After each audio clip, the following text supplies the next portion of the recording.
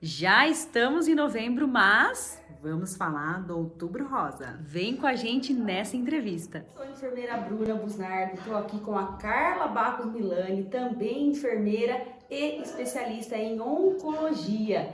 Estamos aqui, como prometemos, para falar sobre o Outubro Rosa. Semana passada tivemos um probleminha na internet e hoje estou aqui gravando essa entrevista com ela, que é especialista no assunto. Oi, Carla, muito obrigada por ter aceito de novo o convite, porque esse assunto merece, né? Tem que ter uma atenção especial.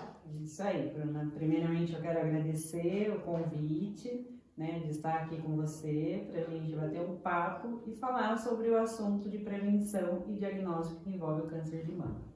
Isso mesmo. Essa entrevista vai ser gravada, gente, mas vocês podem deixar comentários aqui que eu ou a Carla, principalmente, vai responder às suas dúvidas. Carla, para começar, fala um pouco sobre a estatística de câncer de mama no Brasil nesses últimos anos. Então, Bruna, nós estamos falando de uma patologia que acomete 66 mil mulheres para o triênio 2020 a 2022, né? E essa estimativa é do Instituto Nacional do Câncer, né? O câncer de mama é o câncer que mais acomete as mulheres, né? Esses dados não somente no Brasil, mas são dados do mundo Não todo. só no Brasil, no mundo são mais de 2 milhões de casos. Aproveitando isso, Carla, fala sobre fatores de risco pra gente. Então, os fatores de risco, como qualquer patologia, né?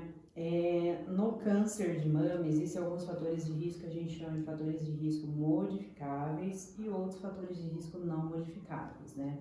Os fatores de risco, por exemplo, não modificáveis, são o fato da gente ser mulher, né? O porquê ser mulher? Porque o câncer de mama, ele não somente acomete as mulheres, os homens também os têm. Porém, Sabia dessa? Que homem também pode ter câncer de mama? Pois é, tem, né? Muitas pessoas às vezes não têm conhecimento, mas tem. Porém, ele representa, a cada 100 mulheres diagnosticadas com câncer de mama, ele representa em apenas um homem. Então, a proporção é muito maior nas mulheres do que nos homens. O outro fator é o envelhecimento, a idade, né? Não adianta botox, minha gente. O que acontece? Conforme as células vão envelhecendo, elas vão perdendo a sua função. E aí aumenta a incidência de câncer, né? E isso representa de 30% a 40%. O outro fator que a gente chama de modificáveis é que a gente pode mudar. Então, por isso que a gente fala de ter uma mudança no estilo de vida, ter um hábito saudável. Por quê? As pessoas estão acima do peso, né? A obesidade, né? Ele é um fator de risco. Então a gente pode perder peso através de atividades físicas, mas não falar assim somente, eu vou fazer uma atividade física, né? Fazer exercício físico programado, com horário agendado, né? O outro fator é o tabagismo, a ingesta de bebida alcoólica. Então, deixar, por exemplo, a ingesta de bebida alcoólica para um evento social, né? E as mulheres, por exemplo, têm a terapia anticoncepcional e a reposição hormonal. Então, fazer o uso, logicamente, quando o médico ele vai indicar essas medicações, ele vai avaliar todo o histórico da paciente para fazer a indicação. Porém, fazer com o uso consciente dessas medicações. O porquê? O hormônio feminino é um combustível para a incidência de câncer, né? Então, esses fatores que a gente chama de modificáveis, ele representa 30% a 40%. Então, com a nossa mudança de hábito de vida, a gente consegue aumentar aí os fatores, né? Olha só, gente, então tem os fatores que a gente não pode mudar, como o fato de ser mulher, os nossos hormônios femininos e o envelhecimento. Mas a maioria são fatores modificáveis que dá pra gente mudar. Alimentação, atividade física, cigarro e álcool, não é, Carla? Carla, aproveitando, fala da importância do diagnóstico precoce da doença. Antigamente era muito preconizado nas campanhas de Outubro Rosa fazer o autoexame das mamas, né? O que acontece? O autoexame das mamas, ele é importante, né? Até pelo fato da mulher conhecer o seu corpo, saber aquilo que é normal e aquilo que é anormal.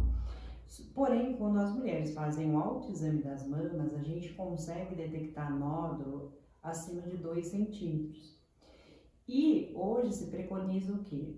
o diagnóstico precoce através do rastreamento, que é através da mamografia a partir dos 40 anos, que deve ser feito anualmente. A imagem da tomografia, da mamografia, ela consegue detectar nódulos menores que 1 centímetro. Então, por isso que as pessoas elas precisam entender do diagnóstico precoce, porque a gente diagnosticando precocemente, em tempo oportuno, a chance de cura é muito grande, que chega a 95%. Olha só, gente, olha só. Lembrar que o autoexame de mama vai pegar grandes, né, nódulos, Acima de nódulos 2 maiores. Isso quando a gente fala, por exemplo, de uma mama média, né? Isso quando é uma mama grande, através da palpação, dedilhamento, às vezes não consegue nem apalpar esse nódulo de 2 centímetros, né? Ô Carla, e a mamografia é indicada para mulheres maiores de 40, de 50 anos, pela mama ser maior, ser um pouco mais flácida. As menores dessa idade também podem fazer? A Sociedade Brasileira de Mastologia, ela preconiza que seja feita a mamografia a partir dos 40 anos anualmente. O porquê? A incidência de câncer em mulheres acima de 40 anos é 40%. O outro 60% equivale às mulheres acima de 60 anos. Porém, há uma divergência entre o Ministério da Saúde. O Ministério da Saúde ele preconiza que seja feita a mamografia a partir de 50. Porém, existe uma lei que a mulher ela se respalda para fazer a mamografia a partir dos 40 anos. Em mulheres mais jovens, menores de 40 anos, é só feita a mamografia nos casos onde tem uma história familiar muito forte. Então, por exemplo, às vezes tem a avó que teve câncer, a tia. Um outro fator que não é modificável, né? Não tem como mudar os nossos genes. Exatamente. A irmã teve.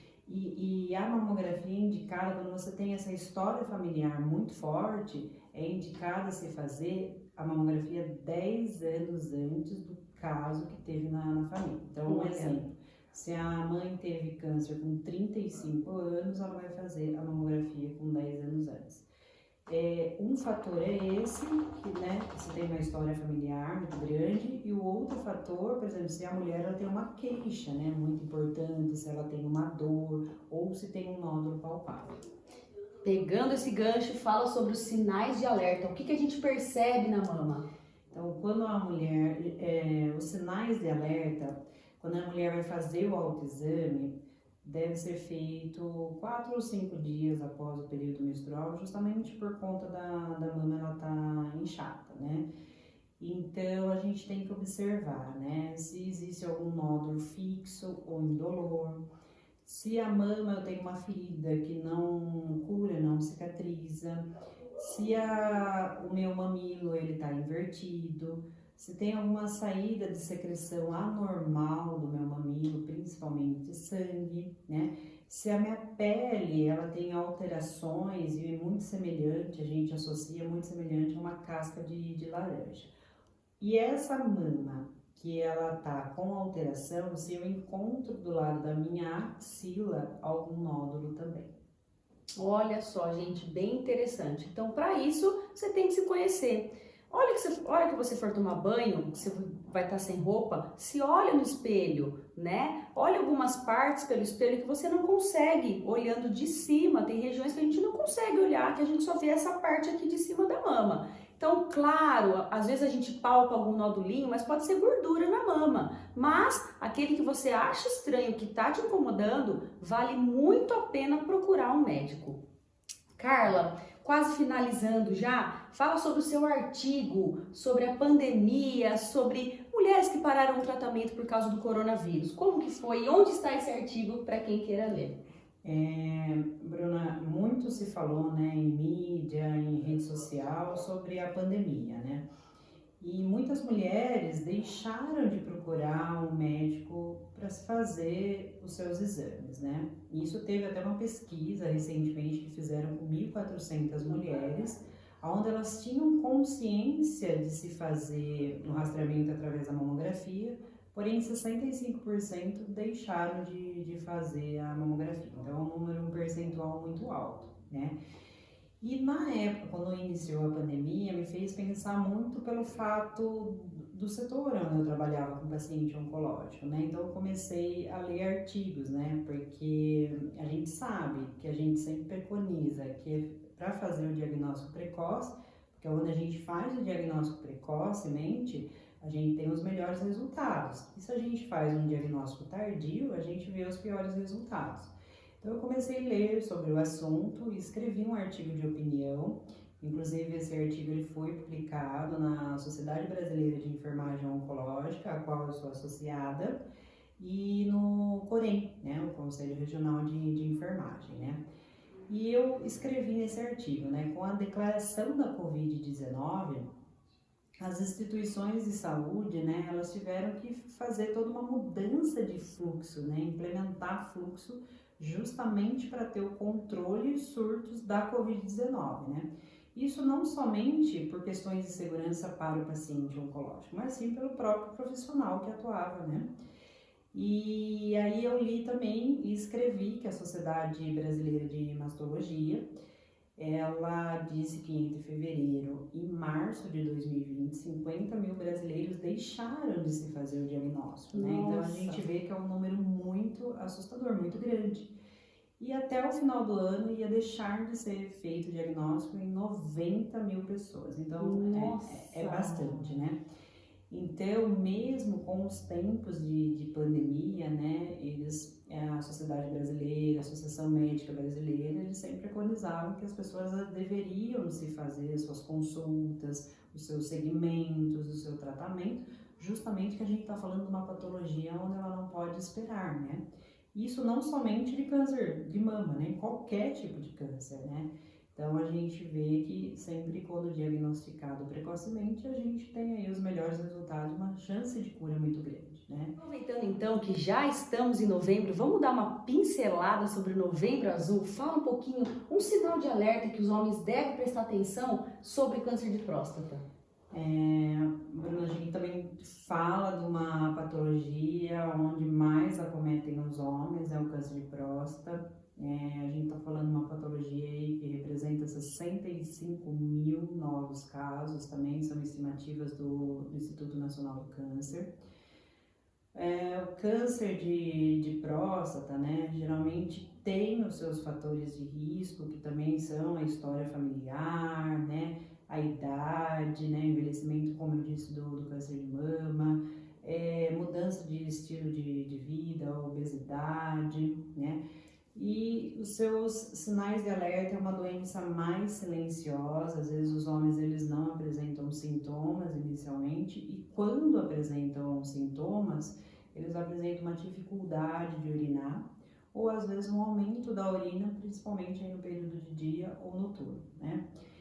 Então, para se fazer o diagnóstico precoce do câncer de próstata, o homem deve se fazer as suas consultas periódicas com o urologista. Ele é uma patologia que raramente vai acometer, por exemplo, assim, homens menos de 40 anos, é uma patologia que acomete mais os homens acima dos 50 e na porcentagem, 60% aí representa em homens acima de 65 anos. O exame que o homem deve fazer é um exame super simples, né? Que é o exame, a coleta de exame laboratorial, que é o PSA, e radiológico, né? Através desse exame de PSA, o médico vai ver se está dentro dos valores de referência. E depois mais o toque. Se o exame tiver alterado de PSA e mais o toque, aí o médico faz a investigação com a biópsia e posterior tratamento, certo? Mas é um exame super simples, onde o médico deve se fazer também as suas consultas com o urologista, justamente para ser diagnosticado precocemente, né? No começo de outubro, eu assisti uma live que eu achei super interessante, até virou uma campanha, onde o presidente da Sociedade de Mastologia, ele falou sobre a prevenção de câncer de mama, eu acho aí que equivale também para o câncer de próstata. Ele deixou uma mensagem, né, o quanto antes, né, o quanto antes se fazer uma atividade física, o quanto antes a gente mudar os nossos hábitos, o quanto antes se fazer um diagnóstico precoce, melhor, né. Isso, na verdade, virou uma campanha, né, eu achei super lindo, né, tem artistas com camiseta falando o quanto antes, né? Ai, que legal. Então, assim, é uma frase que, assim, ele fechou a live dele, né? Então, eu acho, assim, que é algo, assim, que concluiu tudo aquilo que ele tinha dito, né? Eu acho que a gente tem que, como profissional da saúde, a gente precisa engajar mesmo as pessoas, né? Para que dissemine as informações, que as pessoas, elas tenham conhecimento de diagnóstico precoce e entendam a complexidade no tratamento oncológico, né? Então, acho que as informações, elas precisam, são, na verdade, fundamental, essas nossas conversas e disseminação aí para a população. Ai, Carla, maravilhoso. Ah, Carla, fala sobre uma outra campanha, sobre os fios de vida. Isso. Sobre arrecadação de cabelo, gente, olha só. Isso mesmo. Como a Bruna apresentou, eu trabalho no Centro de Oncologia do Hospital dos Fornecedores de Cana. E mesmo que se passou o mês de outubro, a gente está recebendo doações de mechas. Essa campanha existente no hospital, esse ano a gente teve que inovar, na verdade, devido à pandemia. A pessoa, ela faz o corte de cabelo no seu profissional. Quanto precisa cortar? Qual o tamanho? Acima de 15 centímetros. Acima de 15 centímetros. Isso. E aí faz a entrega no Centro de Oncologia em Piracicaba. Essas mechas, elas vão ser transformadas em perucas e direcionadas para pacientes oncológicos. Independente que finalizou o mês de outubro, mas todos os anos, após a campanha, a gente sempre arrecadou essas mechas. E eu sempre falo, né, o mês de outubro é onde a gente comemora a prevenção, né, mas a prevenção a gente faz aí o ano todo, né, De os janeiro a dezembro. 365 dias no ano, seja de câncer de mama ou câncer de próstata. Ai, maravilhoso, gente. Repito, se você tiver alguma pergunta, se a gente deixou de falar alguma coisa, deixa aqui nos comentários. E se não tem nenhuma pergunta, deixa também se você gostou, a importância disso, compartilhe, curta esta entrevista que é de extrema importância. Nós aqui, ó, enfermeiras, levando informação até você e você tem o dever de disseminar essa informação também. Muito obrigada, Carla, agradeço imensamente, deu certo finalmente e tá aqui especialmente para vocês. Outubro Rosa e Novembro Azul, tá esperando o quê? Como que é a campanha? Campanhas de fios de vida. Campanha de fios de vida. Se você tem a sua mecha aí guardadinha, leva lá no Centro de Oncologia em Piracicaba. Até mais!